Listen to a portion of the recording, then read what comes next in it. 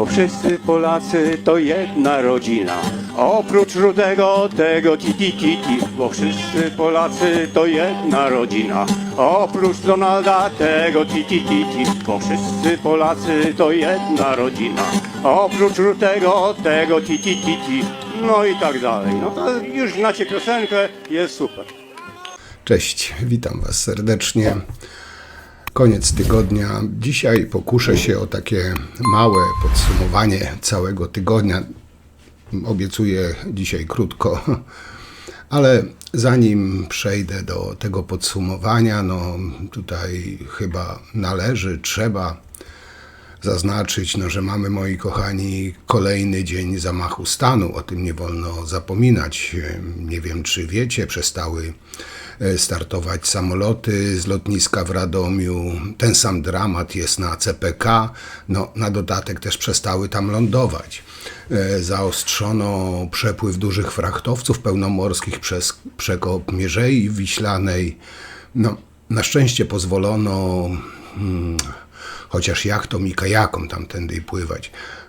Wracają nimi oczywiście z uśmiechem na twarzy Polacy ze Stanów Zjednoczonych, którzy głosowali na Trumpa, no ale całkiem przypadkowo zapomnieli przez ostatnie kilka lat wyrobić sobie kartę stałego pobytu. No, chyba tutaj też trzeba zaznaczyć, że strach wchodzić do Lidla, czy też Żabki, no ale do Lidla to jest takie podwójne niebezpieczeństwo, bo agenci i zdrajcy, którzy przestali, bo to są agenci i zdrajcy, którzy przestali finansować prawdziwych Wolaków z telewizji Republika. Powiem wam, że przyszedł do mnie listonosz, przyniósł list polecony, no ale go oczywiście nie wpuściłem, bo nie znał hasła. No, strach wszędzie, moi drodzy, strach. I tak już od wielu godzin zastanawiam się, czy otwierać lodówkę, aby nie wyskoczył z niej czasami jakiś patrol policji celem wylegitymowania mnie. Nie jutro, w poniedziałek do pracy. No, nie pojadę i zerą, bo co kilkadziesiąt metrów będą pewnie stały punkty kontrolne. Pozostaje mi, nie wiem, zejść od razu do kanałów i może te kanałami jakoś spróbuję. No, ale to u mnie. A jak u was ten zamach stanu przechodzi? Jak przeżywacie? Jakie macie problemy? Opowiadajcie, piszcie. Jak dajecie sobie jakoś radę podczas tych czarnych godzin tego strasznego zamachu stanu? Ogromna część Polaków chodzi na grzyby. A jak? Mówi, jedź, mówi na grzyby, bo i ja pójdę siedzieć i ty pójdziesz siedzieć. My tą wolność mamy. Chodzimy na grzyby. Skąd my teraz grzyby wziąć? To jest część naszej wolności. Ale o co tu chodzi? O te 4 tony we wtorek? A te 12 ton z zeszłego tygodnia? I nie damy sobie tej wolności zabrać. A to 8 ton koksu? A ten Lofix? No tak. Ten Lofix tak. Jedźmy na te grzyby. No dobra, a co się działo? No, a działo się bardzo wiele, jak wiecie. Były rzecznik Dudy, Błażej S. uważa, że jest represjonowany za służbę Polsce. Dołączył do tego znamienitego grona bez wytnienia służących Polsce ksiądz Michał O., Michała K. i Pawła Esz, Marcina Romanowskiego. To są ta elita, śmietanka, te kryształy. No, pełen szacun. Następnie Hołownia. I tutaj powiem wam, to ciutkę pojadę po Hołowni. Nasz Szymuś zaczął kampanię z przytupem od ataku na PiS i ich kandydata. Nie, stop, żartowałem. Nie od ataku na PiS, ale oczywiście pojechał po KO i Trzaskowskim oraz Donaldzie Tusku. No, taka karma. O Szymusiu jeszcze później parę słów powiem. Na razie podsumowuję, taki spoiler. Następnie nowy ambasador USA w Polsce z miejsca stał się takim narodowym bohaterem pisowców. Kolesie już zacierają ręce, że ten będzie zmieniał nad Wisłą rząd. No, duch ambasadorów carysy Katarzyny tak pięknie unosi się nad PiS-em. Tylko nie wiem, czy pisowcy wiedzą, że w Polsce rząd wybierają obywatele, a nie ambasador USA, ale nie oczekuję niczego tam szczególnego od wyborców PiS czy samych pisowców. Następne. Okazuje się, że to Cenkiewicz, niezawodny wychowanek Antoniego Macierewicza, stał za pomysłem ujawnienia przez Błaszczaka tajnych planów obronnych Wojska Polskiego. No, taki pamiętacie Lex Tusk. To naprawdę nie był przypadek. Jak wiecie, ja się tam co prawda nie specjalnie interesuję polityką międzynarodową, no ale tutaj chyba trzeba, a może tak po prostu wam powiem, że ten złotowłosy Trump jak zwykle w uroczym stylu nałożył sankcje na Międzynarodowy Trybunał Karny w Hadze. Temu złotowłosemu nie podoba się, że ścigane przez ten sąd izraelskiego premiera. No, swój ciągnie do swojego. Jeszcze chwila i Navy Seals wylądują w Holandii. Następne.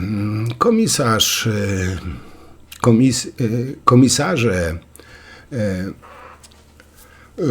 Komisji Europejskiej z Ursulą von der Leyen na czele spotkali się w Gdańsku z polskim rządem.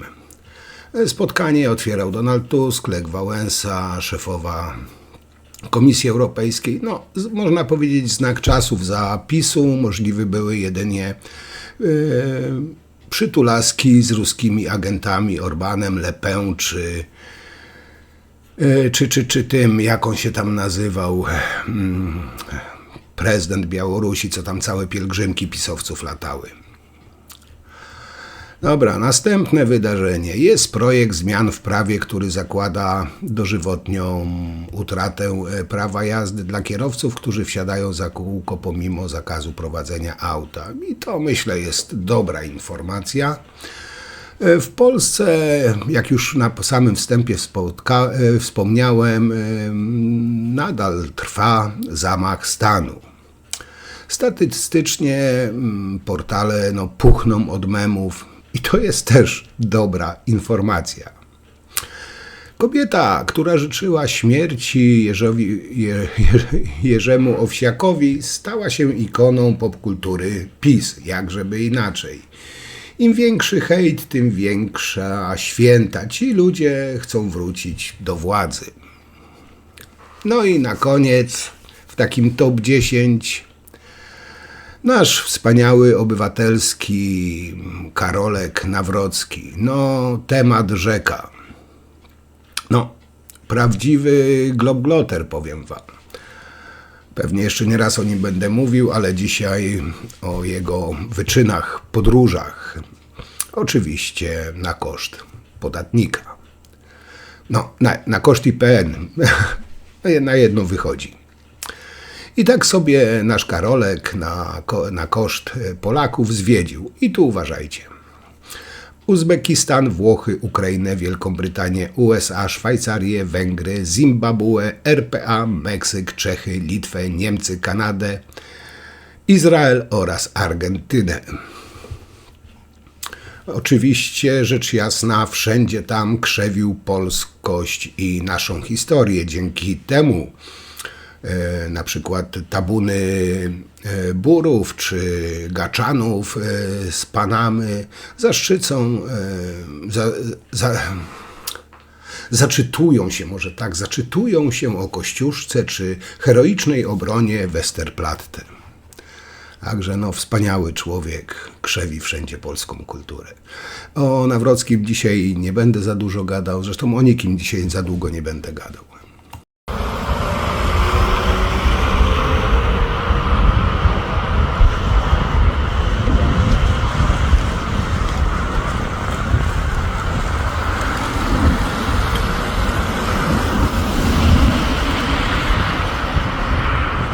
Moi drodzy, pozwólcie, że wygłoszę exposé orędzie do naszego słońca narodu Jarysława, zawsze dziewicę Zbawiciela. Panie Jarosławie, może ktoś panu podrzuci te orędzie, bo warto posłuchać. Na Boga, czy już zupełnie żeś człowieku, nie wiem, ciebie odkolorowało? Co żeś ty wymyślił z tym zamachem stanu?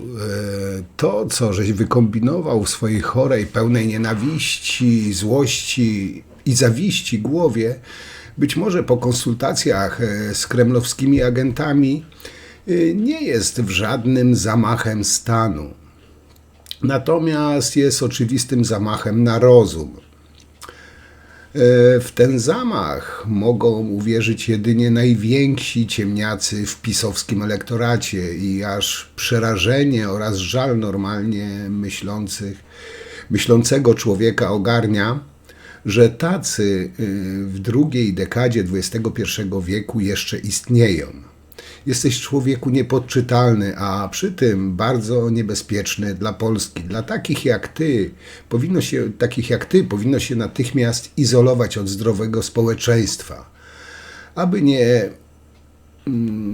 żebyś nie wymyślał czegoś jeszcze bardziej głupiego i niebezpiecznego.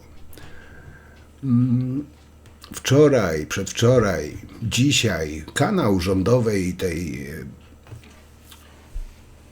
putinowskiej telewizji, tak, kanał rosyjskiej telewizji, rzecz jasna tej prorządowej putinowskiej, na której się wzoruje Republika, oraz inne rosyjskie media przez cały dzień grzeją temat wymyślonego przez Kaczyńskiego zamachu stanu. Każdy normalnie myślący człowiek wie, że na Nowogrodzkiej panuje paniczny strach i że macie się czego tak naprawdę bać, ale wystawiać kraj na szkalowanie go przez ewidentnych wrogów to tak jak współpracować z nimi. I to jest właśnie zdrada polskiej racji stanu, panie Siewco-Łupierzu. Za takie działania jawnie godzące w interes państwa, ty Kaczyński i ta twoja cała mafia, mafijna banda, może tak powiem, możecie zostać oskarżeni z artykułu 127 Kodeksu Karnego i kilku łącznie paragrafów tegoż samego artykułu i podlegać karze od 3 nawet do dożywotniego pozbawienia wolności.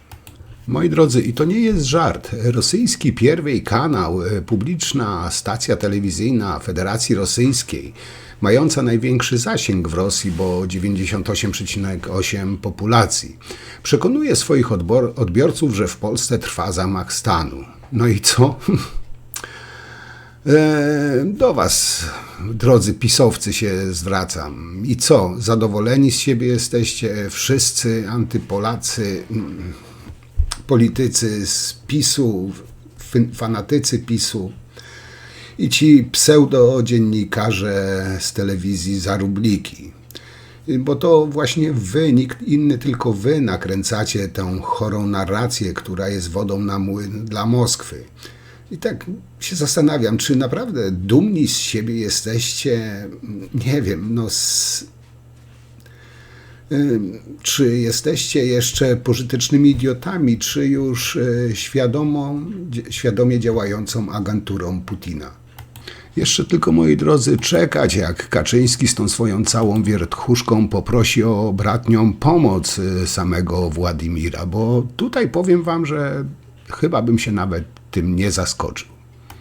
I nie wiem, ilu by było hejterów, ilu ludzi by mnie przekonywało, że jest inaczej, ale słowo pisior jest dla mnie synonimem złodziejstwa, zdrady, oszustwa, hipokryty, chamstwa, prostaka.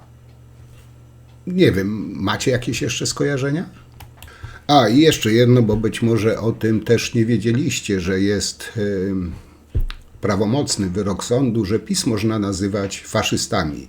Nie należy używać słowa naziści, ale faszyści jak najbardziej.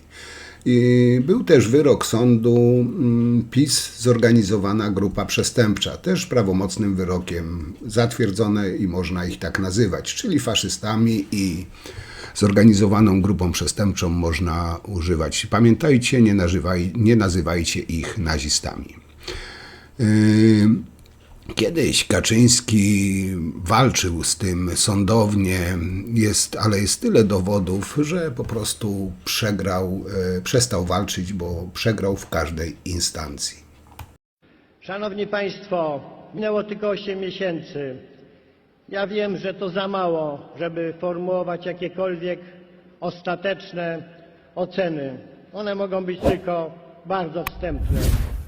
Można powiedzieć tak, idziemy we właściwym kierunku. Ty zapluty kłamco, ty dziadu pierdolony, wypierdalaj mi stąd, chuju jebany, kurwa!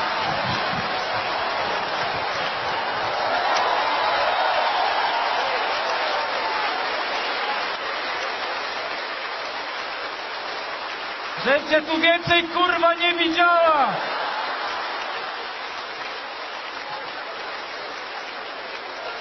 Chuj jebane ciśnienie chodzi. Ile można słuchać tego pierdolenia? Kurwa, syn, ty chuju, ty!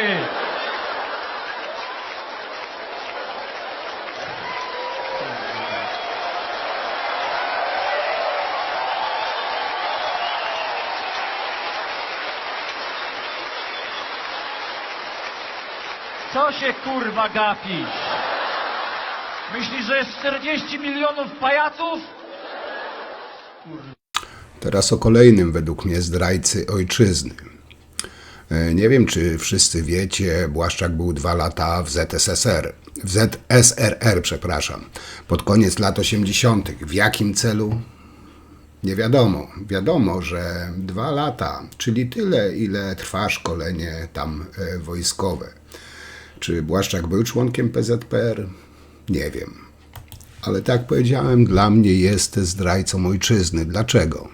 Błaszczak przy wsparciu Cękiewicza ujawnił tajemnice wojskowe, tworząc zmanipulowane treści na potrzeby pisowskiej propagandy. Przed wyborami, pamiętacie?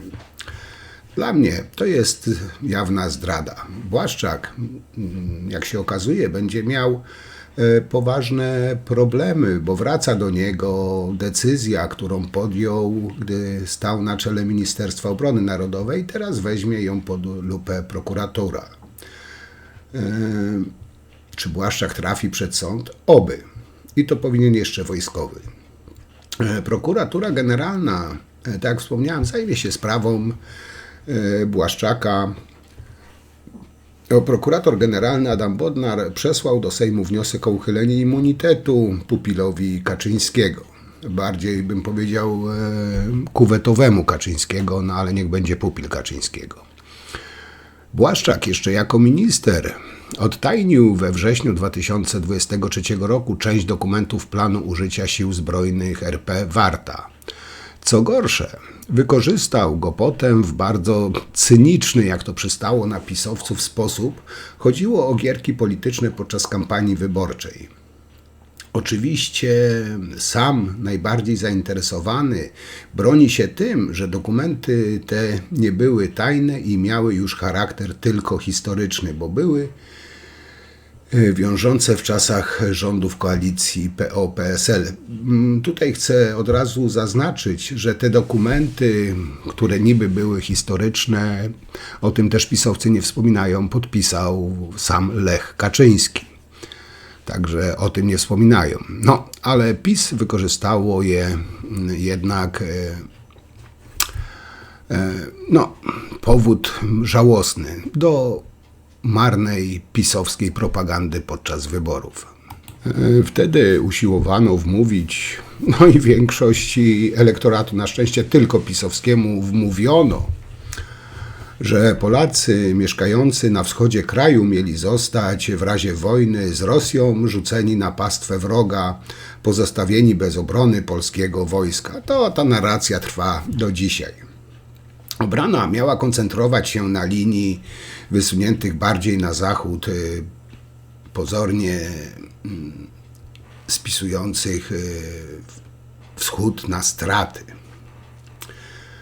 I tutaj pytanie, czy jednak faktycznie tak było? Otóż, moi drodzy, nie. Był to jeden z wielu wariantów strategii zakładający realizację najgorszego scenariusza. I Błaszczak o tym doskonale wiedział. Generał Waldemar Skrzypczak w rozmowie z Faktem ostro skrytykował to, co parę lat temu zrobił Błaszczak. Jak powiedział m.in., czy pan Błaszczak pokazał swój plan obrony? Może do maleńkich mówić, ale nie do takich, którzy mają doświadczenie wojskowe. No ale wiecie, że w pisowcach najgorsza bzdura wojskowa będzie objawieniem, a wojskowi się nie znają. Jak Jarosław powie, że tak jest, to żaden wojskowy, czy tam Błaszczak jak coś powie, to żaden wojskowy nie ma racji, tylko oni mają rację. To jest taki umysł pisowca, ale pomijmy to. Tutaj wskazał i dodał, że skoro poseł PiS mówi, że nie odda pięści ziemi, to oznacza, że nie ma najmniejszego pojęcia o historii. Przy czym Błaszczak rzekomo jest historykiem. Jak powiedział generał Skrzypczak, no, że on jest bardziej histerykiem niż historykiem. Nie może być tolerancji dla kogoś, kto śmie zdradzać plany ojczyzny. Za nim kryją się dziesiątki tysięcy walczących żołnierzy. Ujawnianie planów skazuje ich na śmierć, bo wróg po prostu je wykorzysta, grzmiał generał. Podkreślił, że gdyby ujawnienie planów dokonał któryś z wojskowych, siedziałby zamknięty i ludzie by o nim zapomnieli. Tutaj zdrada ojczyzny w przypadku pisowców jest jak najbardziej tolerowana i na miejscu. W tym wszystkim chodzi o to, że obronę należy dostosować do warunków geograficznych, czasami strategicznie oddając wrogowi część terenów. I takie było założenie Warty. To był jeden z najgorszych scenariuszów, chcę tu podkreślić, a nie, że tak po prostu, tylko był jeden scenariusz. Przede wszystkim plan, który pokazał Błaszczak, był to jeden z wielu wariantów. Dotyczył najgorszego scenariusza, gdyby sojusznicy nie zdążyli pojawić się na czas, a siły wroga byłyby zbyt silne. Normalna kolej rzeczy. Mimo to zaprezentowany przez Błaszczaka i tą całą spółkę zdrajców jako jedyna strategia, że niby rzekomo żadnej nie było. No wyrachowanie, skurwysyństwo w wykonaniu pisowców jest na porządku dziennym. Tylko szkoda, że PiS postanowiło wykorzystać to politycznie. No, pokazuje to taki niski stan tych pisowskich elit, które dobro partii stawiają nad interesem własnego kraju. My uważamy, że po 15 roku dokonaliśmy w Polsce zmiany ustroju. Rzeczywiście zrobić cokolwiek, co było przedsięwzięciem o charakterze społecznym, przedsięwzięciem zbiorowym. To historyczne wystąpienie, które przed chwilą tutaj zobaczyliście, no to taki dowód do jego śledztwa w sprawie tego puczu, zamachu stanu, no bo jak tutaj doskonale słyszymy z ust naszego Zbawiciela, sam Jarosław przyznał się przed kamerami, że doprowadził do zmiany ustroju państwa. Także proszę to dołączyć do akt, no i oczywiście zadziałać, bo kto jak to, ale prokurator Godzilla stoi na straży konstytucji i praworządności i dobra Polski, więc do dzieła. Nie no, moi drodzy, można oczywiście śmiać się z tego, że jeden bałwan udający prezesa Trybunału donosi do kolegi prokuratora o zamachu stanu.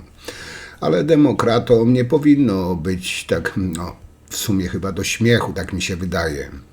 Na kilka miesięcy przed końcem zabetonowania autokracji przez tego miernego prezydencika Polski, ustrój jest atakowany przez najgłupszych, najbardziej bezwzględnych, skorumpowanych ludzi tego starego reżimu Kaczyńskiego. I tutaj historia pokazuje, że to najbardziej niebezpieczne momenty podczas odbudowywania demokracji. A, i jeszcze jedno, bo pisowcy mają prawdziwą sraczkę w związku z tym filmikiem, gdzie Tusk gra w ping-ponga, że jest zamach stanu, Tusk gra w ping-ponga, że Polska w ruinie, rujnuje się, Tusk gra w ping-ponga, no dobro, niepodległość Polski zagrożone, Tusk gra w ping-ponga, no sraty, taty i pierdziaty. To tutaj chciałbym przypomnieć, że właśnie, drodzy pisowcy, wasz Wateuszek Morawiecki grał sobie w ping-ponga, gdy inflacja drenowała pieniądze Polaków, sięgała blisko 20%, a on swoje oszczędności ulokował w obligacjach inflacyjnych. I grał sobie spokojnie w ping-ponga. Także jeśli już coś o ping-pongu mówimy, to tak, ku pamięci. Moi drodzy, jak wiecie, trwa kampania prezydencka. No, kandydaci na prezydentów jeżdżą po Polsce, odwiedzają, rozmawiają. Standard. I wyobraźcie sobie, tutaj taka krótka historyjka. Rolnik gościł Rafała Trzaskowskiego razem z małżonką. A co robi pisowska bandyterka? O, wyobraźcie sobie, że hejtuje go, obraża, grozi, zastrasza, ba, na posesji zapalili mu nawet znicze. No powiem wam, że tak zjebane mózgi właśnie głosują na PiS. I nie wiem, no tu chyba wypadałoby zapytać, czy właśnie taka Polska, chcecie, żeby taka Polska wygrała o mentalności ludzi bizonów Trumpa.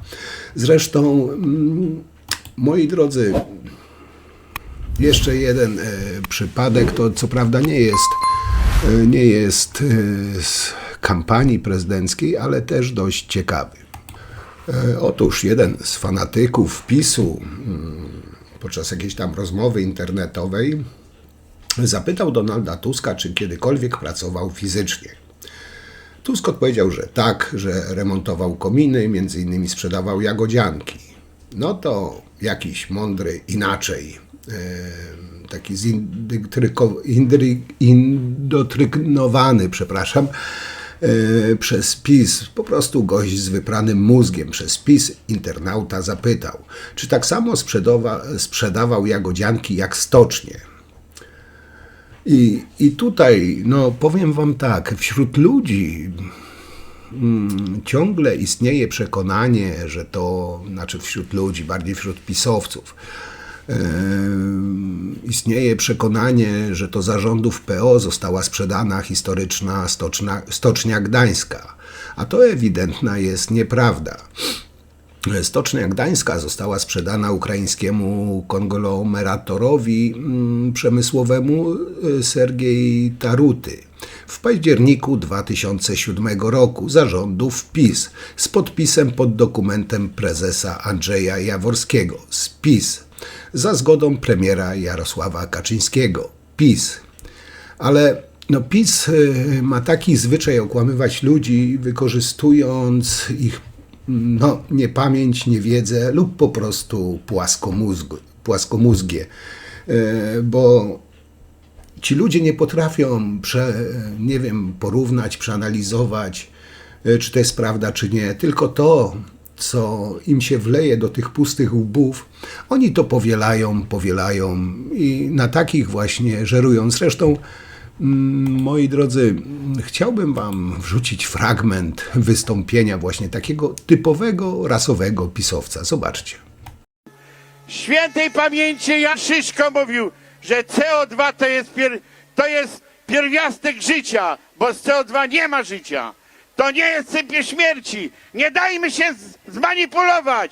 Uwierzmy, że Polska jest wielka, że my jesteśmy wielcy. I teraz tak, moi drodzy, nasz płaczący Szymuś. Wam niejednokrotnie mówiłem, że jest wyjątkowo śliskim typem, bo jest. Hołownia swoją taką decyzję podjął, która jest skandaliczna i mam nadzieję, że środowisko dziennikarskie okaże się solidarne wobec takiej niesprawiedliwości wobec dziennikarzy. Zawiesił dziennikarzowi Czuchnowskiemu na 2 miesiące akredytację w Sejmie. Wyobraźcie sobie, że Tamenda Matecki dostał przyzwolenie po prostu na atakowanie dziennikarzy, obrażanie dziennikarzy, trollowanie dziennikarzy. I taka menda jest jeszcze pod ochroną. To jest po prostu zachęta na przyzwolenie jednocześnie. Bo tutaj wszyscy mamy godzić się z przemocą, hejtem, prześladowaniem. A jeśli nie damy rady, mamy ponosić karę za to, że nie daliśmy sobie napluć w twarz. Redaktor Czuchnowski powiedział tej Mendzie Mateckiemu prosto w jego tłusty pysk to, o czym myśli. I o czym myśli większość Polaków. Ja obiecałem nie poruszać tematu Mateckiego, ale powiem wam, że naprawdę zagotowało się we mnie. Bo tutaj nasz Szymuś, moi drodzy, poszedł drogą, zasadą, że zawinił kowal, powiesili cygana. A Polacy dostali wyraźny sygnał, że takie indywiduum jak Matecki może wszystko, a każdy inny, kto nie jest, że tak powiem, pracownikiem Sejmu, ma podkulić ogon i przyjmować te ciosy, opluwanie jadem przez takie kanalie jak Matecki. I tutaj mam nadzieję, że podczas wyborów Polacy Szymusiowi pokażą, gdzie jest jego miejsce, bo Polacy potrzebują prezydenta, który będzie umiał przeciwstawić się Kaczyńskiemu. Tak zresztą też mówił podczas jednych ze swoich konferencji Hołownia. Po czym odebrał przepustkę Czuchnowskiemu, który przeciwstawił się Mateckiemu. Także zresztą Matecki rozuchwalił się już naprawdę na maksa. Zobaczcie, jak on traktuje ludzi, bo to nie tylko redaktor Czuchnowski został przez tego potomka ubeków tak potraktowany. Powtórz to, pajacu. Powtórz to. Pani przewodnicząca, tu jest pan Matecki, zachowuje się... Powtórz to. I nieprzewidywalny był koreferat. A i dziś. Chamstwo po prostu. Ja rozumiem, Króciutko o tym faux pas Barbary Nowackiej, która się nie popisała i przejęzyczyła, jak zwał, tak zwał, ale standardem wśród pisowców jest nagonka. Do tej nagonki przyłączył się nikt inny jak sam Andrew Wazelina Duda, który ma się za męża stanu, męża opatrzności, człowieka nieomylnego, chodzący ideał, chodzący kryształ. I zanim przejdę już do ostatniego omawianego tematu, który chcę poruszyć, wrzucę wam i Andrzejowi, być może obejrzy, małą taką przypominajkę, bo już tak wam niejednokrotnie mówiłem, pisowców wystarczy cytować. Mogę powiedzieć tak, takie, jeżeli pani minister twierdzi, że było to przejęzyczenie, to trzeba sobie powiedzieć jasno, było to bardzo grube przejęzyczenie, powiedziałbym wręcz tragiczne przejęzyczenie, które politykowi na tym poziomie zdarzyć się po prostu najzwyczajniej w świecie nie może. Ukraina nie upadła do dzisiaj. Dzięki bohaterstwu obrońców Ukrainy, dzięki bohaterstwu rosyjskich żołnierzy, ale także dzięki wsparciu. Moi drodzy, i na koniec mojego dzisiejszego bla bla bla chciałbym wam pokazać, pewnie zdecydowana większość o tym doskonale wie, jak to działa. Ale jednak pokuszę się o analizę, jak działa propaganda pisowska w PiS-ie. Znaczy nie tylko pisowska, Konfederacji też. I tutaj najlepszym chyba przykładem, poza tym ścierwem Mateckim, są mleczarze. Bo jak sami mleczarze mówią, że nie da się zrobić mleka, które by nie zawierało śladowych ilości bakterii kałowych. Fizjologia krowy jest taka, jaka jest. Naukowcy z kolei mówią, że nie uda się zaprojektować takiego procesu technologicznego, który nie w uchatym mleku, chyba dobrze to powiedziałem, zabiłoby wszystkie bakterie. Niestety dotyczy to również pałeczek okrężnicy. I tutaj teraz Unia Europejska. Określamy w takim razie, ile może być dopuszczalnych pałeczek okrężnicy w mleku. No, skoro nie da rady tego przeskoczyć, to no, jakieś normy muszą być. I teraz uwaga, Kreml. Posłuchajcie, towarzysze. Nie wiem, czy mi się uda po rosyjsku mówić, ale coś spróbuję zaimprowizować. Nieskolka iliet nazet Europejski Sojusz wydumał, skolko może być fekalne bakterie w kartonowym mlekie. Kakich bakterii? No, nie kakich, tylko dupnych. Kremlowska propaganda. Unia Europejska postanowiła właśnie po cichu wprowadzić prawo zezwalające na dodawanie krowich odchodów do mleka. I teraz wchodzą trolle pisowscy i Konfederacji, czyli polski wspaniały internet i znawcy od wszystkiego. Przez nierobów z Brukseli będziemy teraz pić maślankę z odchodami i żreć gówno z twarogiem. Polski prawicowy internet, czyli matecki. Tylko Pol-X może zatrzymać próbę zatruwania nas i naszych dzieci kałem. Polski ultraprawicowy internet. Po robieniu mac z krwi katolickich niemowląt przyszedł czas na karmienie naszych polskich krów hankowymi odchodami celem depopulacji naszego narodu, śmierć wrogom ojczyzny. No i potem ostatni odbiorca, czyli typowy wyborca Konfederacji i PiS-u. Nazwijmy to, nie wiem, taka pani Irenka i pani Jadwiga. Ja już tej całej Polski mam dość i na nikogo nie będę głosować. Ja już na pewno nie za tą Unią. Słyszała pani, że zmuszać nas będą do jedzenia krowich placków? Pani to sobie wyobraża? Tak mniej więcej działa propaganda Kremla, którą pisowcy, Konfederacja bardzo chętnie powielają, przeinaczają fakty, pomijają źródła naukowe i potem to już zaczyna żyć swoim życiem.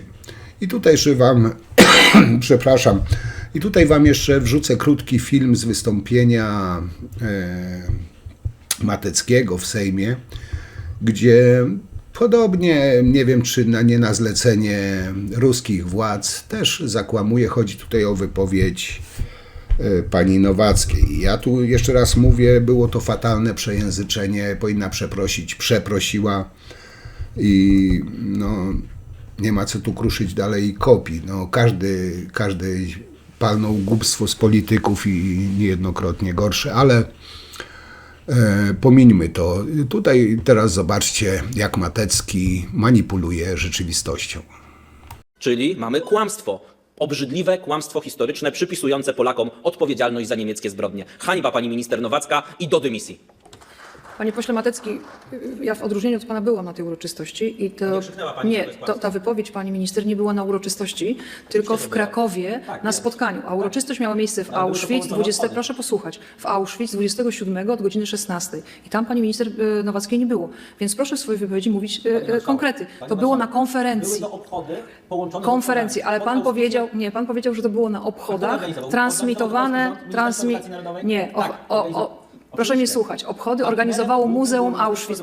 Proszę się dowiedzieć, bo no naprawdę. Ja z czystej... Była pani na tych uroczystościach, Tak. to dlaczego pani od razu nie krzyknęła, że to jest kłamstwo? Ale tam nie było pani poseł pani minister Przed Nowackiej. chwilą pani mówiła, że pani była na tym. Byłam na obchodach, na której nie było. Pan zakłamuje rzeczywistość. Kłamie pan albo specjalnie, albo pan nie wie, o co chodzi. marszałek, cała Na Polska uroczystości w słyszała, to Auschwitz, panie Matecki, na uroczystości w Auschwitz 27 od godziny 16 do godziny 19 nie było pani minister Nowackiej. Te słowa padły wcześniej w Krakowie. Ale były w różnych miejscach. A pan robi wrażenie, że pani minister tam była na tej uroczystości. Na tej uroczystości nie było. Dlaczego TVP usunęło? Dziękuję. Dziękuję. Nie, to jest ogromne znaczenie, panowie. Dlaczego TVP Bo to jest napisało, że nie kłamstwo udziela pana. mi Ale odpowiedzi? Po co to czy było pan nie. wykazywane? Czy pan chce posłuchać prawdy, czy pan będzie kłamał? Pani kłamie. Nie. Pani kłamie. Obchody i relacja na kłamie. cały świat z obchodów Ta konferencja Auschwitz była w był ramach 27, ale nie na sali. Skoro pan mnie pyta, na dlaczego, sali. panie Matecki, Ale proszę były patrzeć. zaproszone Proszę osoby patrzeć. spoza Polski. Tak właśnie tworzy się kłamstwo i fake. Pan mówi, dlaczego nie Cała Polska zaprotestowałam. słyszała, Niech pan że to patrzy na jest mnie. Nowackiej. Niech pan patrzy. Patrzę na Pan pana. mówi, dlaczego nie zaprotestowałam. Patryk Jaki na Tam, ministra Ziobro. tam nie było Patryk pani... Bezkulski. Dobrze pan się pomylił. Tam nie było pani minister Nowackiej. Więc proszę, jeżeli pan ma taki wniosek, to proszę dokładnie tak powiedzieć. Była na Bardzo konferencji, szanowna pani na tym zakończyliśmy. Ale panie pośle, ja proszę, zaraz zakończymy, ja państwu wytłumaczę, wie pan? Strona Ale Ministerstwa obchody, Edukacji Narodowej pan... udostępniała te informacje. Ale tę panie konferencję. pośle Śliwka, no z całym szacunkiem spotykamy się tu bardzo często wieczorem. Szanuję waszą inteligencję, jakkolwiek ją wykorzystujecie. Ale mówienie w ten sposób, że ja nie zareagowałam, a byłam na obchodach Auschwitz, jest dowodem na to, że niby pani minister tam była, a pani nie była na obchodach w Auschwitz, tylko była na konferencji wcześniej, które były w ramach, ale to nie była uroczystość obchodów.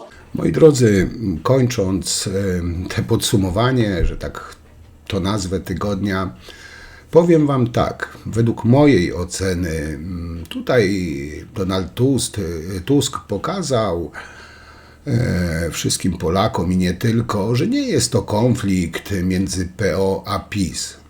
To jest zderzenie tak naprawdę dwóch cywilizacji. Nowoczesnej europejskiej Donalda Tuska z bolszewicką, stęchniałą kłamstwem i złodziejstwem Kaczyńskiego. I tutaj przed Polakami i Polską podczas wyborów prezydenckich to nie jest wybór między partiami, to jest wybór cywilizacyjny. Czy będziemy żyć w XXI wieku, w nowoczesnej Europie, czy zatęchniałej, zaszczutej Polsce średniowiecza? Nie wiem. Oczywiście tutaj ludzie zdecydują. Ja osobiście zostaję w Europie, zostaję z Tuskiem. I to mówię otwarcie i się wcale tego nie wstydzę, bo nie mam czego. Na mnie te pisowskie teksty, jak wiecie, nie robią najmniejszego wrażenia, a już od wielu, wielu lat pokazuje, jak działa ta cała bandyterka pisowska, ta ich cała machina propagandy. I gdyby Hitler miał takich ludzi jak ludzie Kaczyńskiego, podejrzewam, że wojnę by wygrał, a na pewno większość ludzi by żyła w błogie nieświadomości do dzisiaj. I to na dzisiaj tyle. Bardzo wam dziękuję. Dziękuję za cały tydzień, za wszystkie wasze komentarze. Jak zawsze, co prawda mnie trochę rozbiera przeziębienie, ale mam nadzieję, że nie rozbierze do końca. I jutro, czyli w niedzielę o 18, jak zawsze widzimy się na live'ie. No cóż, wielkie dzięki i do zobaczenia w niedzielę o 18. Trzymajcie się, moi drodzy, cześć.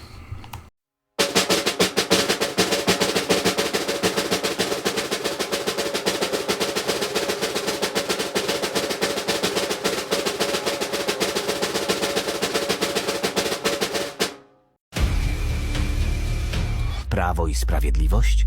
A może Pinokio i spółka? Lata mijają, a politycy PiS idą przez życie z kłamstwem na ustach. Przez ponad dekadę dzielili Polaków kłamstwem smoleńskim, wydając ponad 80 milionów z budżetu państwa na ten spektakl. Dziś dalej sieją dezinformację. Rząd demontuje polską armię. Fałsz! W nowym budżecie przeznaczamy 186 miliardów złotych na obronność. Rząd rezygnuje z elektrowni atomowej. Fałsz! Prace przygotowawcze trwają. Podpisane są już pierwsze umowy. Rząd likwiduje politykę społeczną. Fałsz. 800+, 13 i 14 emerytura są wypłacane zgodnie z planem. Ruszył program Aktywny Rodzic. Przyjęto ustawę o rencie wdowiej. Rząd wprowadził Polskę w procedurę nadmiernego deficytu. Fałsz. Polska została objęta tą procedurą za rok 2023, kiedy PiS zadłużał nas na potęgę. Narodowy Bank Polski wpłaci do budżetu państwa 6 miliardów złotych ze swoich zysków. Fałsz. Narodowy Bank Polski odnotował 20 miliardów złotych straty. Otwórz oczy i żyj w prawdziwym świecie. Stop fejkom PiS.